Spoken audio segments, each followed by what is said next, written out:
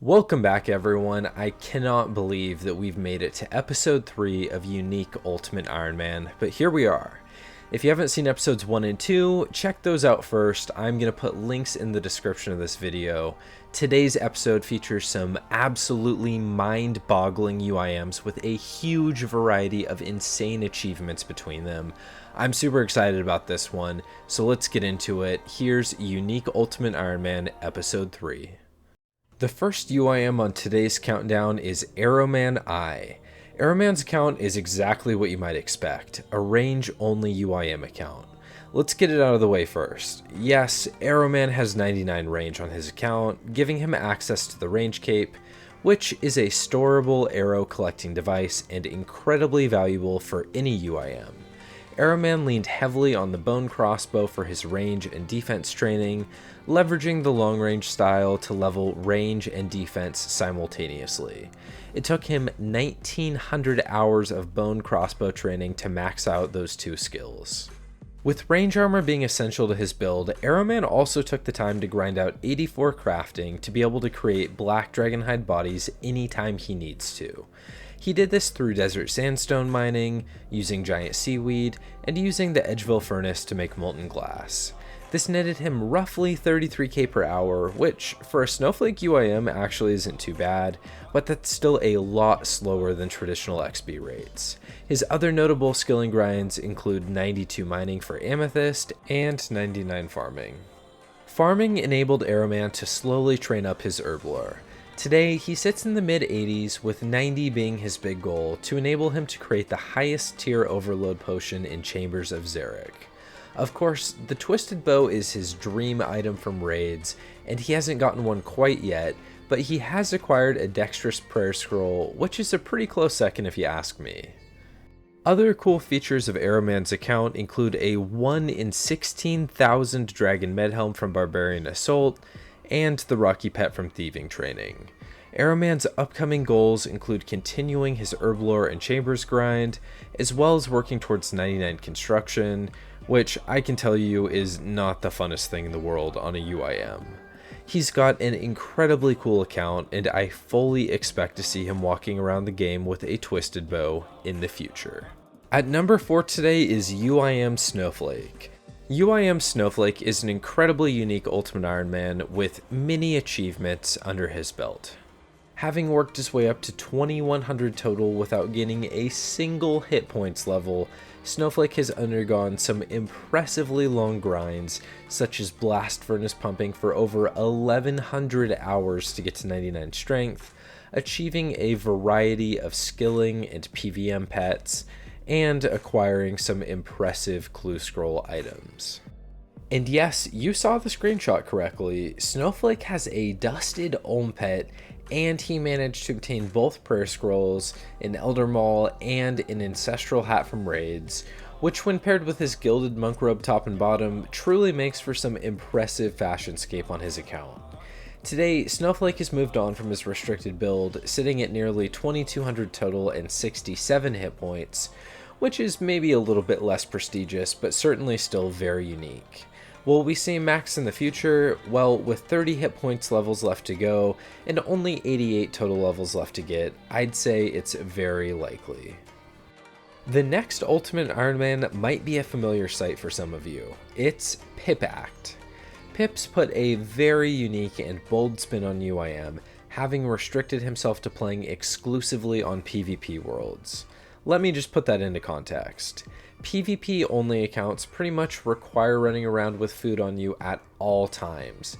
Without that, well, you're going to have a bad time when a PKer eventually catches up with you. UIMs tend to have cluttered inventories, because most stuff can't be stored. Now combine those two problems. An already claustrophobic inventory made even worse by having to carry around food constantly. Man, that sounds like both a nightmare and a total blast to me. Pip's UIM sits at about 1600 total. That's a pretty solid foundation for any Ultimate Ironman, but being restricted to PvP worlds only, that is truly a massive accomplishment.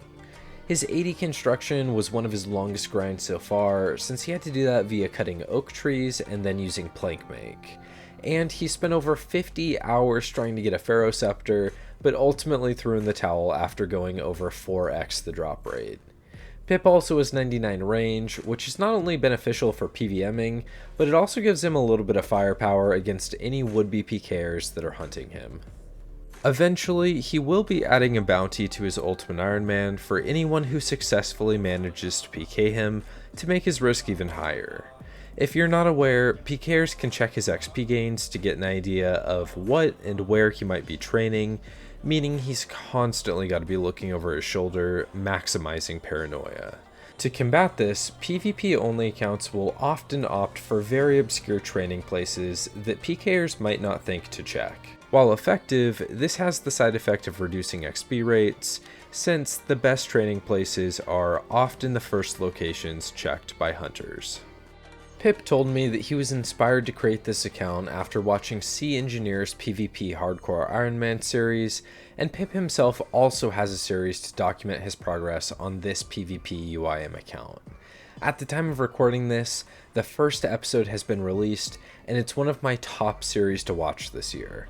I highly recommend checking out both that series and Pip's channel in general.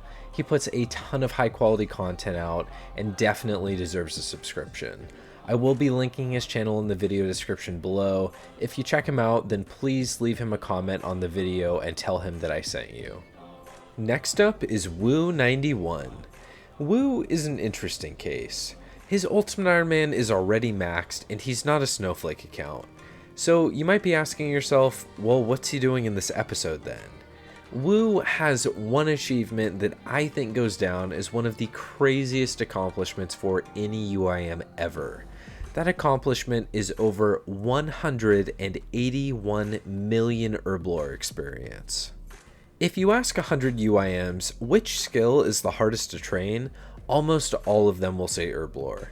The tedious collection process for herbs and secondaries, and the slow processing of those into potions make herblore a massive pain, and it's often the last skill to reach 99 on the road to maxing. You know what would help a lot with it? 200 mil farming XP, and Woo's got it.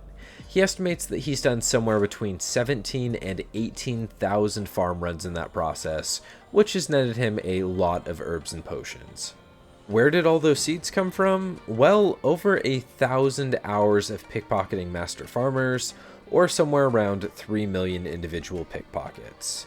Though the farming process of those seeds accounted for a huge percentage of Woo's herb supply, he also supplemented with over 100,000 aberrant specters, 1,800 chambers of Xeric runs, 22,000 herbivore, and farming contracts. Given that he's got 80,000 dwarfweed seeds, Woo's got a lot more herblore XP stacked up. As you've probably guessed, he's going for 200 mil herb XP. At current standings, he's over 120 million XP ahead of second place, and will without a doubt be the first UIM to ever reach 200 mil. Even if anyone else is aiming for that same goal, it will be years before we see another Ultimate Ironman hit 200 mil. Along the way, Woo has also claimed rank 1 giant mole with a very humble 46,000 KC. This puts him at rank 1 for Ultimate Ironman, but also rank 3 across all RuneScape accounts, including non-Ironman accounts. He says that the mole grind was very chill, but clocking in at over 700 hours of time to reach that, I can't help but think that I'd have lost my mind if I were in his shoes. I asked him how long he thinks he's spent on herblore so far, and his answer was 5,000 hours just for gathering herbs, but that doesn't account for the time spent to acquire secondaries or make the potions, so I think extremely conservatively we could say that 7,500 hours invested just into herblore training on his account. Outside of skilling, Woo's done his fair share of PVM, including the 1,800 chambers runs I mentioned before, which netted him a twisted bow and every other unique other than the elusive ancestral robe top, 109 TOB runs for every theater item excluding the rapier, which definitely puts him in the running for luckiest UIM at Tob, and a healthy variety of other bossing activities. As far as future plans are concerned, Woo is going to complete his 200 million herblore journey, work on an infernal cape, and continue progressing the skills to climb up to high scores. I'm super excited to see that big 200 mil herblore, and Woo, if you're listening, I hope I get an invitation to that party. Before we hit number 1, this is a tree, and if you've ever seen a tree, please take a second to click the like button and subscribe for more awesome Ultimate Ironman content. Thank you. My number 1 pick for today is none other than the free-to-play UIM, Colorado. On December 29th of 2021, Colorado became the first free-to-play only Ultimate Ironman to max, and he currently sits at rank 6 overall on the free-to-play high scores. Whereas mid-level Skilla holds the crown for free-to-play UIM skilling, Colorado has completely maxed, including combat skills. I can't stress how long nor big of an undertaking this is. Free-to-play UIM is notorious for some of the most grueling, tedious, and extreme grinds that one can undertake on RuneScape. To give you an idea of some of these grinds, Earth Rune crafting involved mining Essence and Varrock, and then walking to the Earth Altar for just 3k XP per hour. Prayer was done through picking up bones at the Boneyard and burying them for an average of 8k XP per hour. And Colorado spent over 800 hours acquiring law runes from ogresses, and then proceeded to risk all of them to telegrab nature runes in the wilderness. With that method carrying the chance of setting you back almost 1,000 hours, I'm not sure if I'd be bold enough to do that. If you're wondering why someone might choose to undertake maxing a free-to-play UIM, I don't blame you. For Colorado though, it was a combination of factors. First, it was the new updates devaluing achievements in pay-to-play. Whereas new training methods come frequently into the game for members, free-to-play remains mostly static. Second, Autumn Elegy and Disciples videos inspired him and he wanted to follow in their footsteps.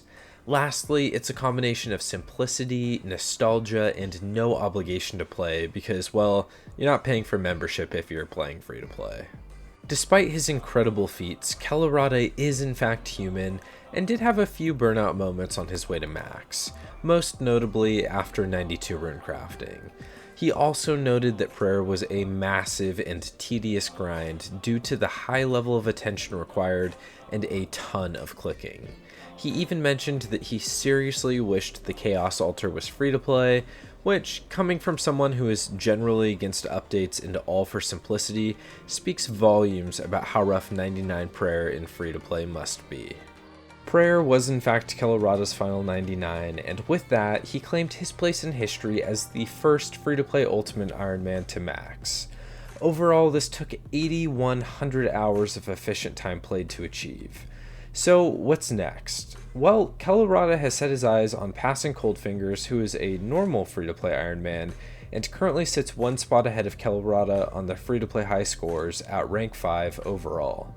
With his dedication and work ethic, I definitely would not count Colorado out, and do join me in extending a massive congratulations to him for maxing last month. What an absolute legend.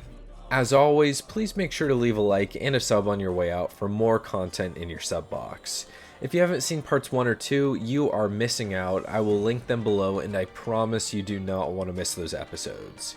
I've also included socials for all of the UIM who participated today in the description below if they provided them, and again, I definitely recommend checking Pip's YouTube channel out. Lastly, if you have a unique Ultimate Ironman, tell me about it in the comments. I get a lot of comments from people saying that they have one, but I need details. Tell me what's unique about it, and if it sounds awesome, then I may hit you up for more information. Thank you all for watching. I really appreciate the love and the positivity. See you all in the next episode.